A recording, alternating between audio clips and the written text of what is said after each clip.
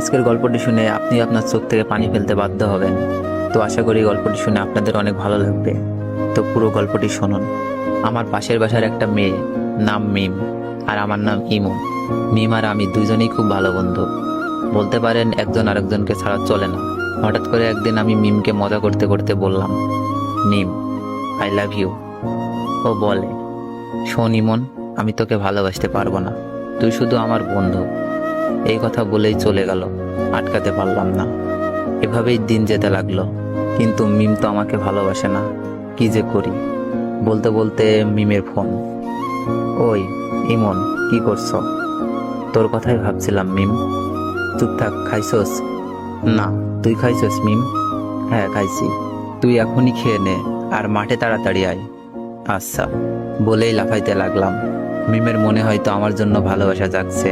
তাড়াতাড়ি খেয়ে গেলাম, গিয়েই বললাম, কিরে মিম, হঠাৎ জরুরি তলব?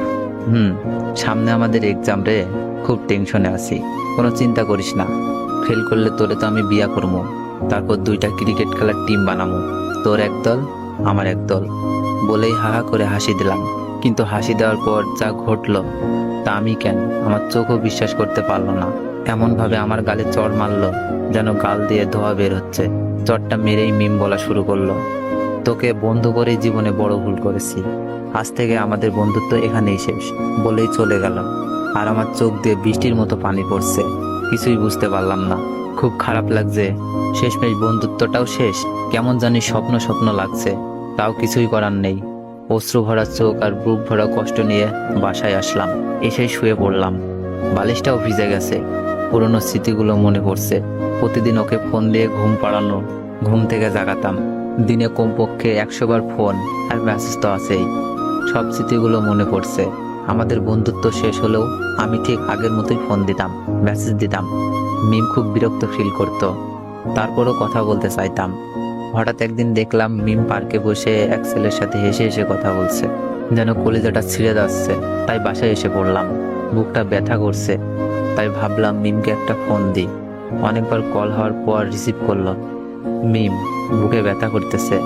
মিম বলল, ব্যথা করা ভালো, এখন আমাকে ডিস্টার্ব করবি না, পরশু আমার এক্সাম।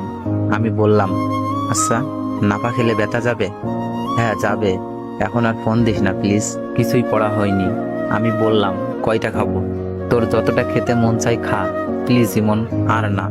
আমি এবার বললাম, লাস্ট একবার, ভালোবাসিস?